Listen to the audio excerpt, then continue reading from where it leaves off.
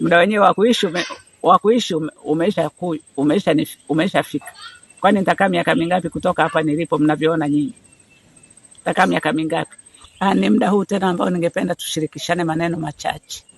Neno la Mungu kwenye Mithali 29 mstari wa 2 linasema, wenye haki wakiwa na amri watu hufurahi, lakini waovu wakitawala watu huugua. Ningependa kuzungumza kuhusu utawala. Ni kweli tumetawaliwa na watu tofauti tofauti, lakini tumeona katika hao wote kwa sababu walikuwa ni wenye haki, waliowapenda watu wao, watu walifurahi.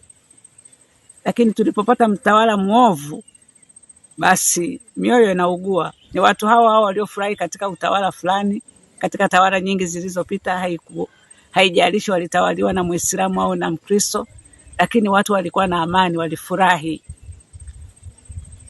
Lakini ameingia huyu wa sasa hivi, watu wanaugua. Maana ukikaa kwanza ni vijembe, hakikisha amechafua nchi, utamkuta huyo ndio anasema hapa hakutakuwa na cha nywinywi wala nywinywi, huyo. Sasa anamwambia nani maneno hayo hasa? Maneno ya kwenye kanga. Mtawala naye tawala kwa kupitia maneno ya kwenye kanga. Mimi nimefika mahali sitamani kabisa mtawala mwanamke. Amesha haribu maana halisi ya mtu kuwa mwanamke, kwa sababu vineno vya chini tu vingi vijembe havimpasi mtawala, vijembe havimpasi mtawala. Kwa hiyo watu wanaugua tu. Anafanya mambo, halafu watu wakiwa hawapendi anatumia jeshi. Huyo nimemsikia kaenda Tanga kuambia wanajeshi kwamba JWTZ isichafue sifa, isikubali kuchafua sifa ya jeshi. Sasa sini huyo wakati kabla hajaanza kampeni ndio aliliingiza jeshi katika mambo ya siasa. Ni huyo Samia kwamba lijiandae. Tangu lini jeshi la wananchi wa Tanzania likajiandaa na mambo ya siasa au ulinzi wa ndani? Tangu lini? Ni yeye huyo, na tuliona katika kampeni zake helikopta za jeshi zikiruka juu. Alilishirikishaje jeshi kwenye kampeni zake? Alikuwa anatafuta nini? Lakini utakuta akisha chokonoa mambo, huyo sasa ndio analisikizisha jeshi kama mbwa kwamba kamateni waueni. Lakini ni huyo mchonganishi, ni huyo, yani kazi ni kuchonganisha tu jeshi na wananchi wao. Tumeona tawala mbalimbali katika nchi yetu, hajawa wa kwanza, lakini hatukuona wakishirikisha jeshi. Polisi walilinda raia na mali zao. Sana unachoweza kusema kuhusu polisi ni rushwa tu. Ni rushwa tu ndio inayotukera sisi kwa polisi. Ukipita hapa umeshaambiwa hiki, mara hiki umeshasingiziwa kesi na vitu kama hivi. Kama kweli anaweza kalitumia jeshi, kwa nini asilitumie kuwarudisha wale waliotekwa? Kwa nini asitumie hayo mamlaka ya kujiita kwamba amiri jeshi mkuu kwa kipi anachokifanya? Kwa kugonganisha vichwa wananchi wake. Ndio uamiri jeshi mkuu anaofanya kwa kusema hakuna cha nywinywi wala nywinywi. Ndio amiri jeshi mkuu huyo hafai, kwa sababu huyo ndio mchokonozi. Huyo ndio mwenye kulitumia tena jeshi. Msikubali wakati yeye ndio mwenye kulitumia. Tangu lini jeshi liliingia kwenye mambo ya siasa isipokuwa katika utawala wake? Akishajua kwamba amekwisha fanya uharibifu, basi anaingia akijiita yeye ndio amiri jeshi mkuu ili wapate kumtii. Na wao wakishaambiwa shika, kamata, wanatii tu. Hawezi hata kuangalia kwamba ni nini wanachoamriwa kufanya. Yaani mpaka jeshi linakuwa halina heshima iwayo yoyote. Samia ameharibu sana nchi hii, ameharibu. Huyo alipokwisha kuwachokoza wananchi akajifanya kuwaita wazee wa Dar es Salaam. Kama wazee ndio wale waliokuwa na kupigia makofi kwenye ule ukumbi, mimi sitamani kuwa mzee wa jinsi hiyo. Yaani kila kitu unachosema ni makofi tu unapigiwa. Upumbavu aseme ni makofi tu yanapigwa. Niliona wachache sana, mmoja au wawili au watatu niliowaona ambao ndio hawakupiga makofi kuonyesha kwamba hawakutaka kabisa kile kitu. Sikuona wa nyuma kwa sababu huwezi ukaona kila kitu kwa sababu unaona kwenye mtandao. Lakini huyo ndio mwenye kuchonganisha wananchi, na huyo ndio mwenye kutoa amri kusema wananchi wanaleta vurugu, lakini yeye ndio mvurugaji mkubwa wa kwanza kabisa kuvuruga nchi ni Samia. Ndio mvurugaji mkubwa. Akishamaliza kuvuruga sasa anaingiza polisi, anaingiza jeshi, atawaita wazee, ni kama anashika huku na huku kuwagonganisha vichwa, na sisi tusivyo na ufahamu tunaona tu kwamba rais ameongea. Swala sio kuangalia kama rais ameongea, swala ni kuangalia ameongea nini na anafanya nini. Hilo ndio la muhimu. Anafanya nini na anaongea nini. Lakini anatuvuruga tu. Yaani tusipoangalia kweli nchi hii inahitaji ukombozi. Inahitaji kabisa ukombozi kwa sababu kama tukiendelea tunazidi kuona watu wanavyokufa, watu wamekufa, hakuna chochote kinachoeleweka. Ya naona kwamba nguvu aliyotumia ni sawa kama alivyokuwa akiwaambia wazee wa Dar es Salaam kwamba kwa nini hamkuwazuia watoto wenu? Unafikiri watoto wameshakuwa wakubwa, wako kwenye majumba yao, utatoka huko kwenda kumwambia mtoto wako kwenye mji wake kwamba usiende kuingia kwenye maandamano wakati ndio watawala wa kesho? Au nafikiri Samia atakaa milele? Hapo alipo tu ameshakuwa mzee, ana wajukuu huyo, lakini utakuta hata haandai nchi. Yeye anachoona kwamba ni pesa basi. Rais huyo ndio aliyewaambia mawaziri wake kwamba kuleni kidogo kidogo, mle sawa sana urefu wa kamba zenu. Ndio utawala huo, msile mpaka mkavimbiwa. Yani ndio namna ya kutawala huko. Lakini tulimuona Magufuli bwana, mimi nilimpenda Magufuli sana. Kama mtu atakereka akataka kuniondoa uhai wangu kisa namsifia Magufuli, niacheni tu, kwani mbona umri wenyewe umekwisha? Wala msitafute kuniua saizi. Muda wenyewe wa kuishi umeshafika. Kwani nitakaa miaka mingapi kutoka hapa nilipo mnavyoona nyinyi? Nitakaa miaka mingapi? Lakini nawazungumzia hata kama sio mimi mwenyewe. Hii nchi na watu wasiojua mkono wa kuume wala wa kushoto. Wengine wako kwenye migongo ya mama zao, hawajui hata wakitoka hapo ukiwateremsha hao watoto ukawaambia nendeni nyumbani, wataenda kufanya nini? Hata ungewaachia magunia ya vyakula hapo nyumbani, hawawezi kujipikia kwa sababu hawawezi kujipikia. Wanahitaji mama zao ndio wawapikie, wanahitaji mama zao ndio wawabebe, wanahitaji baba zao ndio wakatafute chakula walete nyumbani wao wapate kula. Hao ndio tunaowazungumzia. Wala sio kwamba sisi tuna maisha ya kufurahia hapa duniani. Mimi sioni hata maisha. Naona sioni chochote katika dunia hii. Lakini nitafurahi sana nikiona mwenye haki akitawala, kwamba hata vizazi vinavyokuja vitafurahi. Vitafurahia kwa sababu mwenye haki ametawala, kutakuwa na amani tu. Ndio maana neno la Mungu nasema wenye haki wakiwa na amri watu hufurahi, lakini waovu watawalapo watu huugua. Ni kweli kabisa. Sasa hivi nchi inaugua sana. Kama unaweza kuambia JW, unashindwa nini kuambia watafute wakina Polepole wako wapi? Wale waliotekwa, wametekwa na nani? Afu unawaambia kabisa kwamba hakuna cha mkubwa, hata akiwa mkubwa awe CCM awe nini. Kwani wewe uko wapi? Siko CCM. Sasa ina maana wakushughulikie wewe basi. Si ndivyo unavyosema? Watu wametekwa katika utawala wako, lakini hilo hushughuliki hata kidogo, wala hujigusi. Watu wamekufa, hujigusi wala huna uchungu kwa sababu watoto wako wako salama. Lakini yuko Mungu ambaye hashindwi kuwamaliza wakwako popote walipo. Popote walipo. Mungu ana jeshi la malaika. Aweza kumtuma malaika akaenda popote alipo wakwako na akamaliza huko huko. Sisi wala hatuna shida na wewe kusema kwamba tuna shida ya kukuua. Hata mimi hata ungekaa hapo sihangaiki hata kukuua. Nikuue ili weje. Wakati yuko Mungu awezaye kuwamaliza. Mwenye amri ya kuondoa uhai wa mtu ni Mungu. Akiona umezidi atauondoa tu uhai wako bila kuguswa hata na mwanadamu. Kwa hiyo tuhangaikie nini? Tuhangaike nini? Kwa kweli nchi yetu inahitaji ukombozi. Ukombozi kabisa, kwa sababu hapa tulipo hatuna usalama. Watoto wetu hawana usalama, wajukuu zetu hawana usalama, vilembo vyetu watukuu hawana usalama. Kwa sababu unaonekana kabisa utaiacha nchi umeshaivuruga vya kutosha. Pesa umeshavuruga ziko kwenye magari yako kwa nyuma huko, uhai wa mtu hauko katika wingi wa vitu alivyonavyo. Namkumbuka sana Magufuli. Yani nampenda hata kama amekufa, moyo wangu nampenda alivyotawala. Ametawala, hakuna Uislamu wala Ukristo, watu wote kwake walikuwa ni sawa. Lakini sio wewe. Ukishaona umevuruga unajifanya kuita wazee wa Dar es Salaam. Uwafanye kwamba uzee wao hauna maana. Kwa sababu hata vile vitu ulivyokuwa unaviongea pale, ukijifanya kuwasema teki, kwamba hakuna sijui nani yote ya dini. Pale wewe uliwatumia wazee wa Dar es Salaam kuwasema teki tu. Basi hicho ndicho kilichokufanya waitisha wao wanaoitwa wazee wa Dar es Salaam. Na matokeo yake kukupigia makofi kwenye vitu ambavyo ukiviongea, yani mtu unasikia kichefuchefu dakika hiyo hiyo. Lini uliona kabisa kwamba nchi imemchagua mtu kwa sababu ya dini yake?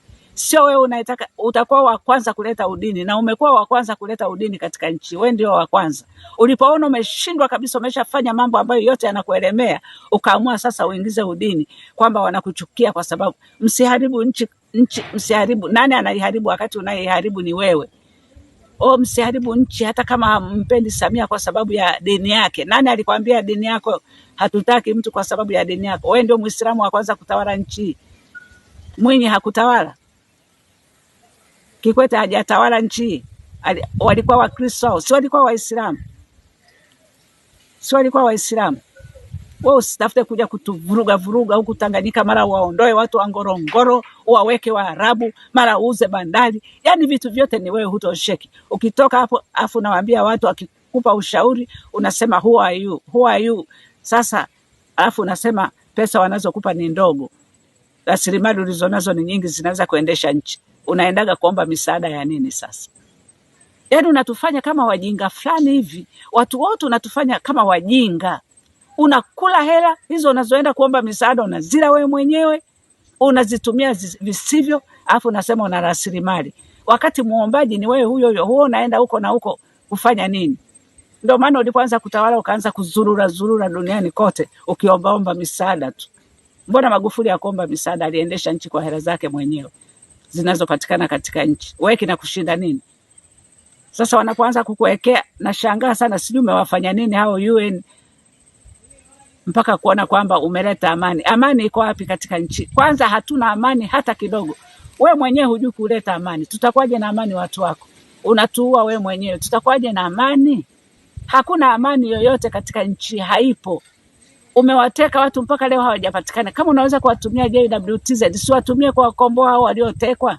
Mbona unashindwa kumaliza utekaji katika nchi hii? Watu wanakaa kama wakimbizi kwenye mapori, wakikimbia nchi yao wenyewe kisa wewe. Maana hata tatizo sio elimu. Kwa sababu na watu kwanza wewe ni mtu usiyetaka ushauri. Zamani nilikuwa nafikiri labda hawakushauri. Kumbe nimegundua kabisa wewe husikilizi ushauri. Hata mtu angekushauri husikilizi, unafanya ya kwako mwenyewe sawa sawa na mikataba yako mwenyewe ya kishetani ulionayo. Labda ndio iliyokuingiza katika utawala. Kwa hiyo uliachilia makusudi zile damu zimwagike ili kutoa kafara kwa hawa ambao ulienda kuhitaji mamlaka kwao.